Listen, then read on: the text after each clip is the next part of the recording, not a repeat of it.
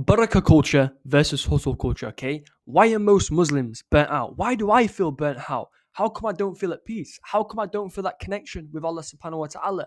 These may be questions that you're asking yourself, brothers and sisters. And today, inshallah, we're going to solve that problem for you. So let's get into it, okay? Now, we live in a time where everyone's chasing more, whether that's more money, more success, more validation. But despite doing more than ever, okay, despite chasing all of these things here, most of us, we feel emptier than ever, okay? And this is because hustle culture has actually replaced barakah culture, right? One tells you to work hard, and the other actually tells you to align deeper. One says success is about output, and the other actually says success is about intention. So one actually leaves you burnt out, but then the other one, it actually fills you with peace. And as Allah beautifully says here in Quran, He says, indeed with hardship comes ease, okay? Now, if you notice, look at it. Allah didn't say after hardship, He actually said with it. Indeed, with hardship comes ease. SubhanAllah. Now, when Allah is a part of your effort, right, your hardship then carries barakah inside of it, right? Sometimes you have to read that twice because when Allah is a part of your effort, your hardship carries your barakah inside it. And this all comes from perspective, right? You can either look at the hardship as the worst thing in the world, or you can either look at it as a divine blessing from Allah subhanahu wa ta'ala. And as a result of that, that's how we can live that peaceful mind, just from that one little gem there alone, okay? Now let's go into hustle culture, right? Hustle culture tells you that your worth is in your work, okay? All these red pill influencers are telling you to go do more, drink 5 cups of black coffee a day, 18 hours a day behind the laptop or whatever you're doing, just hustle, hustle, hustle. That's only going to lead to high cortisol levels, a stressful life, and maybe a little bit of success. But is there barakah in it? Not necessarily. And here's the thing as well, man, that hustle tells you that your worth is in your work, okay? And the more that you do, the more that you actually matter, the more that you think that you can actually control your result, okay? And while this is somewhat applicable, the question is there barakah in it? Because that's the thing, because hustle culture, right? It worships speed. It glorifies exhaustion. Some of these guys say they don't even sleep. SubhanAllah, man, honestly. And they also promise happiness from this, okay? But it actually delivers emptiness. So what's the problem here? Hustle culture makes you believe that rizq comes from you. And as we know, Allah is Ar-Razak, okay? The owner of all sustenance, the owner of all provision. And hustle culture teaches us that the success depends only on your effort. While only a teeny, tiny bit of this is true, we also have to see it from the outside looking in, knowing that Allah is the true one who's in control here. And that you control every outcome, okay? But Allah already told us in Quran, and whoever has taqwa, Allah will make for him a way out, right? And provide for him from where he could never imagine. Meaning that rizq, right? It doesn't come from work. It doesn't come from the grind. Rizq, sustenance, provision, money, wealth, family, children, food. It all comes from Allah subhanahu wa ta'ala, okay? And this leads us perfectly into barakah culture, right? Because barakah is when Allah puts hidden power inside your effort. And this is what we all strive for as believers, okay? Because this is divine multiplication, right? This is when your time stretches. This is when your money lasts. And this is when your results actually multiply beyond logic, beyond what we can even comprehend. But here's the thing. It's not about doing less. It's about doing it right, okay? Because barakah culture doesn't reject the ambition of you actually going out there and achieving your goals and doing the actions. What it does, brothers and sisters, right?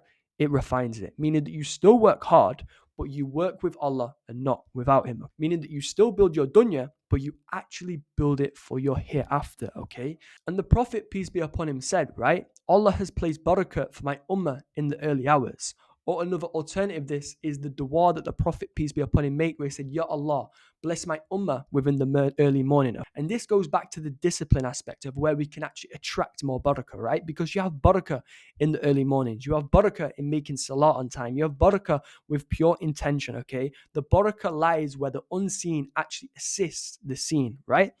So now let's get into why most Muslims are actually burnt out. So number one is overworking, right? And number two is actually working without barakah. As you can see, the common theme here is barakah and how we should want to attract it as believers and how we actually attract it, okay? So now, chasing the results, but us forgetting the source, us actually forgetting Allah, the Razak, the one who can actually make the means and the sustenance get provided into our lives. And we can plan, but sometimes we can forget qadr, okay? And we can work for our ego, but not for our excellence. And sometimes we can either get led astray by measuring our success by how much of what we do, right? But not exactly why we do it. And we wake up with a to-do list, but we don't have no niyyah, okay? That's why we're tired, because the soul's empty even when the schedule's full, okay? And when you disconnect from Allah, your effort then becomes heavy, right? But when you realign with Him, your effort then becomes light. Now let's go into deen ambition, right? Versus the worldly ambition. Now, Islam doesn't tell you to stop striving. It actually tells you to strive differently, okay? And this is why the Prophet, peace be upon him, said that the strong believer is more beloved to Allah than the weak believer. But what does this actually mean? It means strength in faith. It means strength in body. And it also means strength in rizq and strength in contribution, okay? Which that means work hard, but for the right reasons, right? Meaning that you can build your business, meaning that you should grow your wealth, meaning that you should pursue excellence within the dunya and provide value to the world. But here's the thing, keep the zikr on your tongue, okay? And the taqwa, the awareness of Allah subhanahu wa ta'ala in your heart. Because Islam's version of success isn't either or, right? It's both, but balanced, okay? We chase the dunya to serve our hereafter, and we build the dunya to benefit the ummah. Can you see the pattern here? Okay, and we can earn in the dunya to give in the path of Allah, right? That's what you call productive ibadah, okay? That's what you call barakah culture. Now, let's go through 5 habits that bring the barakah back into our lives, inshallah. Number 1, this one quite literally changed everything for me, okay? Fajr first, then work. As the Prophet, peace be upon him, said, as we mentioned earlier, he made dua for the barakah in the early mornings of the day, right? Meaning that you own your morning, you own your rizq. Then you've got number 2, start everything with Bismillah. Include Allah from the start, and He places His hand in your effort. That's when He sprinkles just that little bit of barakah. Then you've got number 3, which is purifying your intention. Ask yourself, okay, am I doing this for people's approval, or am I doing this for Allah's pleasure, right? Then you've got number 4. Salah is a recharge, okay? Not a pause. Your prayer doesn't interrupt your productivity. It fuels it. Make time for salah. Make time for prayer. Make time for dua. Make time for Quran. Because these are all the spiritual recharges that we need throughout the day, okay, to keep on going. And this is where the barakah can flow. And then we've got number 5. Serve beyond yourself. Go for that extra mile. When your work benefits others, right? Allah multiplies your reward and also your results. And this is incredibly powerful. This is what you call leverage. People talk about leverage in business. People talk about AI leveraging. People talk about employee leverage. This, brothers and sisters, right here is true leverage. Leverage from Allah subhanahu wa ta'ala, the creator of all creation, right?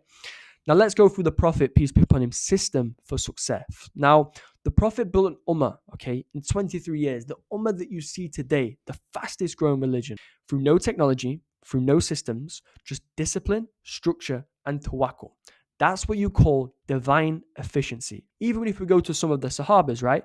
Uthman ibn Affan, okay, gave in charity constantly, right? Yet his wealth never decreased.